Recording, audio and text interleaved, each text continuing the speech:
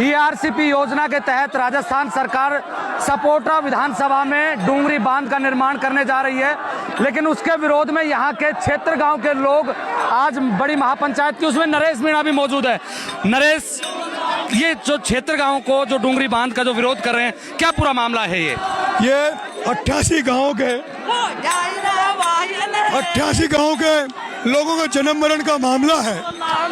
88 गांवों के जनता को उजाड़ने का सरकार मन बना रही है, उसके खिलाफ आज महापंचायत हुई है। और ये पहली महापंचायत नहीं, इसके पहले कई महापंचायतें हो चुकी। आज ये महापंचायत निर्णायक महापंचायत होगी। मैंने एक कमेटी बनी हुई है क्षेत्र गांवों की, अंतिम फैसला कमेटी का होगा।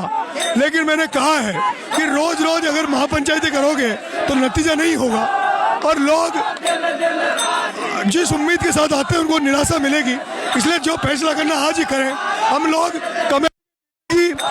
कमेटी के निर्णय की वेट कर रहे हैं, कमेटी क्या निर्णय करेगी। मैंने कहा हम लोग रात भर रुकेंगे और सरकार को अल्टीमेटम दे दो कल 12 बजे का, उसके बाद में रेलवे ट्रैक जाम करेंगे। मैंने कहा कमेटी क्या फैसला करती है, कमेटी के ऊपर है। नरेश, 2 साल से भी कम का समय रहा, तीसरा चुनाव लड़ चुके और चुनाव के खत्म होते ही फिर आंदोलन में कूद पड़े। देखिए, मुझे जहाँ कहीं भी समस्या दिखती है मुझे रोका नहीं जाता मुझे। और ये तो बहुत 88 गाँव की जनता का मामला है, लाखों लोगों की भविष्य का मामला है, जिंदगी का मामला है। और ऐसे समय में नरेश मीणा चुप नहीं बैठ सकता, इसलिए मैं इनके बीच में आ गया हूँ। कमेटी क्या फैसला लेती है, कमेटी का फैसला सर माथे पे होगा।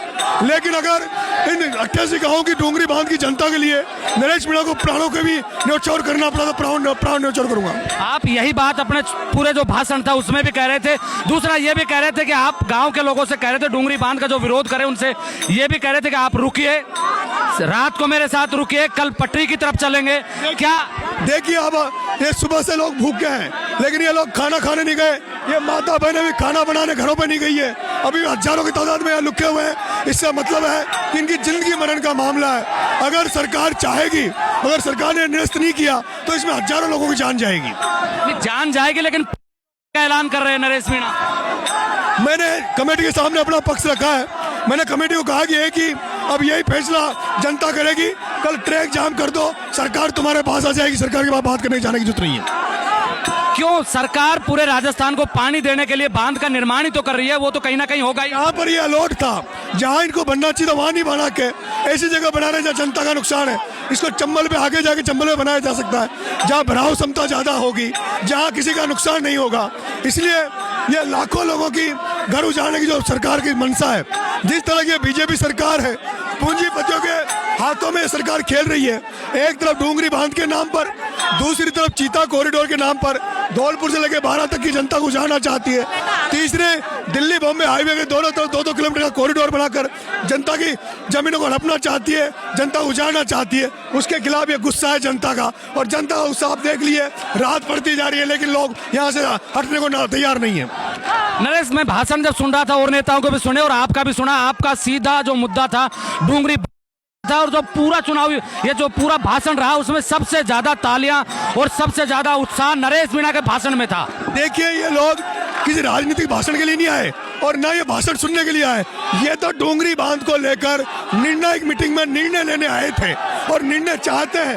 ये हजारों की तादाद में अभी जो लोग रखे, ये इसलिए इंतजार कर रहे हैं कि क्या निर्णय होगा।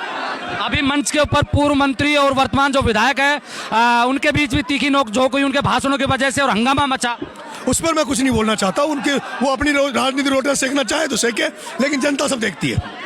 आगे अगर कमेटी का निर्णय ये रहता है कि शांतिपूर्ण इस आंदोलन को दोबारा करेंगे, जैसा उनका पहले मन रहा है कि कलेक्ट्रेट का घेराव करेंगे, मंत्रियों से जो कमेटी का निर्णय होगा वो सर माथे पे होगा। जो कमेटी का निर्णय होगा सर माथे पे होगा। ये नरेश मीणा है और एक बार पूरा जो उत्साह है वो दिखा दीजिए, किस तरीके का उत्साह नरेश मीणा ने यहाँ आकर जो डूंगरी बांध के विरोध में जो लोग हैं उनके बीच में उत्साह बना के रखा है। और पूरा जो भाषण था, पूरा मंच था, उसका जो सबसे आकर्षक भाषण रहा वो भी नरेश मीणा का रहा। नरेश, एक सवाल और पूछ लेता हूं मैं आपसे। आप कह रहे थे कि रात भर यहीं रुकना है, रात भर रुकेंगे या जाएंगे? मेरा तो ये मन है कि रात भर यहीं रहूं, इस खुले बादल के नीचे सर्दियों में यहीं बैठूं और सुबह 12 बजे यहाँ से रेलवे ट्रैक के लिए कूच करें। मेरा ये मन है, लेकिन कमेटी जो फैसला करेगी वो सर माथे पे।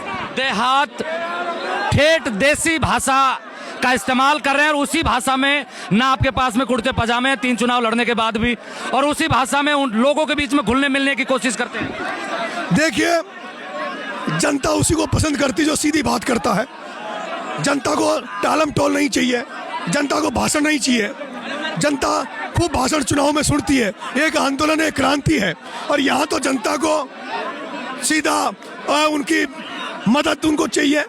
डूंगरी बांध में निर्णय उनको चाहिए और वो निर्णय लेने के लिए यहाँ बैठी है। डूंगरी बांध का निर्णय पता नहीं क्या होगा, सरकार क्या करेगी, लेकिन नरेश मीणा ने फिर से चुनाव, जैसे ही चुनाव खत्म हुआ उसके बाद फिर से अपना खूंटा गाड़ दिया है। सपोट्रा के जोड़ली गांव में फिर से नरेश मीणा जो यहाँ के जो लोग विरोध कर रहे हैं डूंगरी बांध का, उनके बीच आ गए हैं। आप मेरे साथ देख रहे हैं ब्लैक एंड व्हाइट सच। मैं महेंद्र यादव, जय हिंद, जय भारत।